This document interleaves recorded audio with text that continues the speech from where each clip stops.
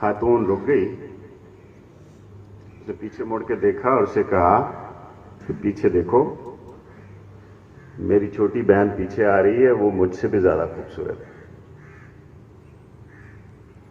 اس نے پیچھے مڑ کر دیکھا تو اس خاتون نے کہا کہ تمہیں عشق وشق نہیں ہے, تم جھک مار رہے ہو.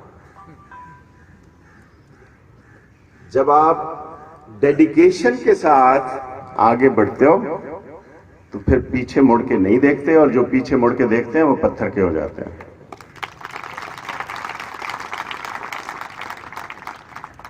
غالب نے کہا کہ ہر بلحوث نے حسن پرست, مسعود جتنے شعر آپ نے سنائے اتنے مجھے سنانے کا. غالب نے کہا کہ ہر بلحوث نے حسن پرستی شعار کی, اب آبروئے شیوائے اہل نظر گئی.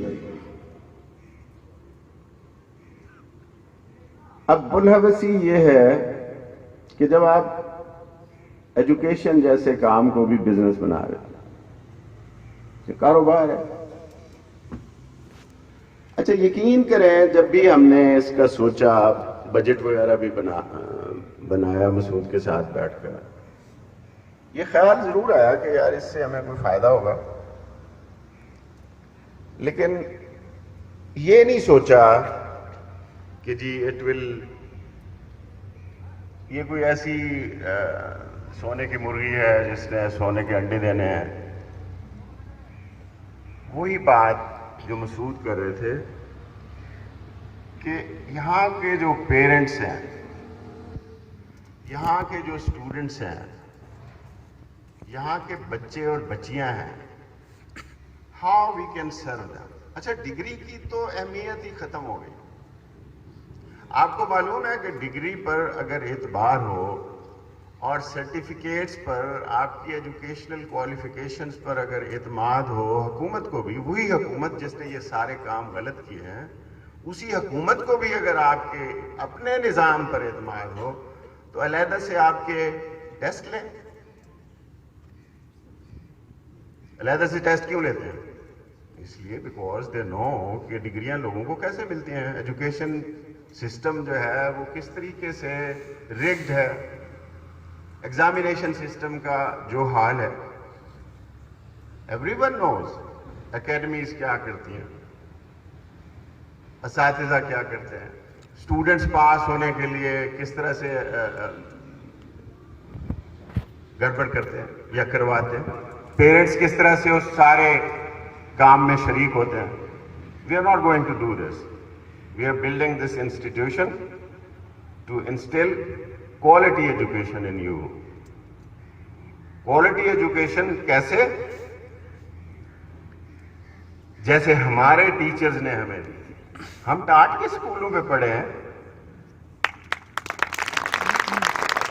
میں کبھی نہیں بھول سکتا ماسٹر امین صاحب کو, میں کبھی نہیں بھول سکتا اپنے استاد فقیر محمد صاحب, میں کبھی نہیں بھول سکتا قیوم بھٹی صاحب. یہ وہ لوگ ہیں جنہوں نے انہوں نے ٹیوشن نہیں پڑھائی کبھی بھی. مجھے میں کبھی ٹیوشن نہیں پڑھا, نیور ایور. میرا خیال ہے رب نواز نے بھی کبھی ٹیوشن نہیں پڑھی ہوگی. ٹیوشن کا کانسیپٹ ہی نہیں تھا ہمارے زمانے میں. ٹیچرز جو ہیں شام کو, جب ہم میٹرک کا امتحان دے رہے تھے گجرات ہائی اسکول میں, تو ہاسٹل میں وہ ہمیں روک لیتے تھے شام کو, اور وہ مفت پڑھاتے تھے. ہمدانی صاحب, غلام مجتبیٰ ہمدانی صاحب, قاسم کھوکھر صاحب انگریزی ہمیں پڑھاتے تھے. کرم حسین شاہ صاحب میتھمیٹکس اور سوشل سائنسز پڑھاتے تھے, معاشرتی علوم جس کو کہتے ہیں. تو اس طرح کی, اور ویلیوز کہ کیا انسان کیا ہوتا ہے. تعلیم اگر آپ کو انسان نہیں بناتی, and if education does not kill animal within you, تو اس تعلیم کا کوئی فائدہ نہیں. یہاں پر اچھے انسان بنانے کے ساتھ ساتھ ہم اچھے کریئر کو بھی فوکس کریں. دوسرا, آپ کا جب سیمیسٹر شروع ہوگا ان بچوں کا جنہوں نے ایڈمیشن یہاں پر لیا ہے. I promise you, ladies and gentlemen, that from your second semester, we will start teaching you and coaching you for your CSS examination.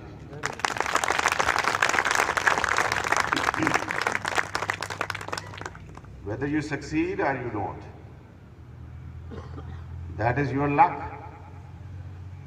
But we will make this place a nursery for good officers and good human beings and good career professors, doctors. Professor doctors والا تو گزر گیا. اگلا جو مرحلہ ہے, آپ professors ہیں, آپ سول سرونٹ ہیں, آپ پی ایچ ڈی ڈاکٹر ہیں, اور اپنے اسٹاف کو بھی میں جو لوگ ہمارے ساتھ کام کر رہے ہیں, I want to give them a message. And the message is, do you want to do your PhD? Do you want to excel in academia? If the answer is yes, I promise you to get you scholarships from international universities for your PhDs.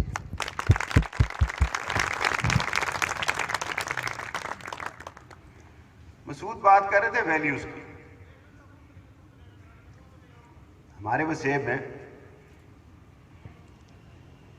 اساتذہ اور والدین ایک بات جو ہے, ایک بات ہمیں سکھاتے تھے, اور وہ تھا بڑوں کا احترام, رسپیکٹ. اچھا, یہ میں بعد میں پڑھا میں نے کہ ایرک فرام نے رسپیکٹ کے بارے میں کیا کہا ہے, رسپیکٹ کو ویسٹ کس طرح سے ویلیو کرتا ہے. ہمارا تو دین ایمان تھا کہ ادب پہلا کرینہ ہے آداب محبت میں. مجھے یاد ہے کہ میں والد صاحب مجھے تقریریں لکھ کے دیتے تھے, میں پھر وہ یاد کرتا تھا, پھر اسکول میں کمپٹیشن ہوتا تھا, اس کے لیے تیاری کرواتے تھے, ریہرسل ہوتی تھی. اچھا, ریہرسل کا ایک انوکھا طریقہ انہوں نے ڈھونڈا ہوا تھا. مسعود کو ہی ول بیئر می آؤٹ کہ انہوں نے فرض کیا علامہ اقبال پہ یا قائد اعظم پہ مجھے کوئی تقریر لکھوا دی, پھر یاد کروا دی, اور سنتے بھی تھے, اشارے بتاتے تھے کہ یوں ہاتھ کرنا ہے, ایسے ہاتھ کرنا ہے, اس پہ جو ہے اس لفظ پہ زور دینا ہے, اس لفظ پہ زور نہیں دینا. It was a proper coaching class بھائی. تو ایک اور ریہرسل یہ ہوتی تھی جو میرے لیے بہت امبیرسنگ ہوتی تھی. ایک بچہ جو 6ٹھی 7ویں میں پڑھتا ہے, دیہات کے گھر میں, غریب سے گھر میں رہتا ہے, اس کو کہاں کانفیڈینس ہوتا ہے اتنا. وہ خان صاحب آ گئے, کوئی ملک صاحب آ گئے, سامنے ان کو مل گئے, وہ رستے میں جا رہے ہیں, میں بھی ساتھ جا رہا ہوں, انہیں ان کو روکا ہے, حال احوال پوچھا ہے, اور پھر مجھے کہیں چاچے کو تقریر سنا, اور میں سڑک پہ کھڑا ہوں, اس طرح سے ہاتھ باندھ کے تقریر کی. تو دس یوز ٹو بی, اچھا اس وقت برا لگتا تھا, but this is what gave us confidence. اسی چیز سے ہماری گرومنگ ہوئی. اور ابھی اگر کوئی بھی اسٹیج ہو, نیشنل یا کہیں بھی باہر بھی ہو, میں 3 مہینے کے لیے گیا تھا پڑھانے کے لیے, AES ویلیوز پڑھاتا تھا میں برازیل میں.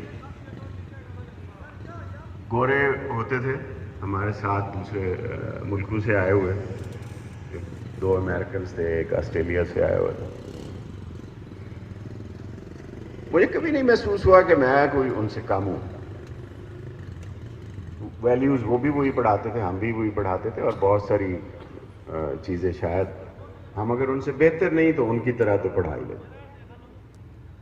تو رسپیکٹ, احترام, یہ پہلی. کوئی بھی پروڈکٹیو ریلیشن شپ آپ کا سماج سے, خاندان سے, دوستوں سے, بھائیوں سے احترام کے بغیر نہیں ہو سکتا.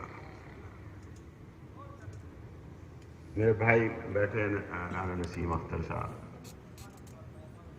مسعود, they respect me like a father.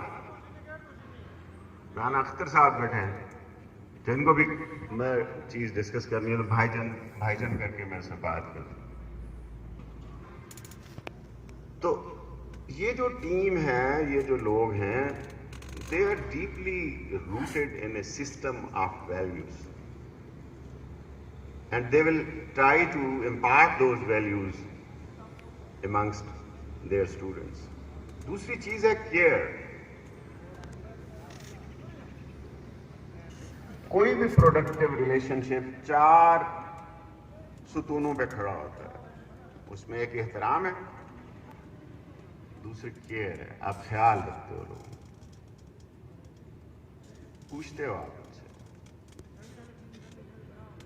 کیسے ہیں آپ، طبیعت ٹھیک ہے، کھانا کھائے، بچوں سے کیسے، آپ بچوں کا کیسے خیال کرتے ہیں، سے پوچھتے ہیں بیٹے کو، بیٹی کو کہ پاپا روٹی کھا دی بھی،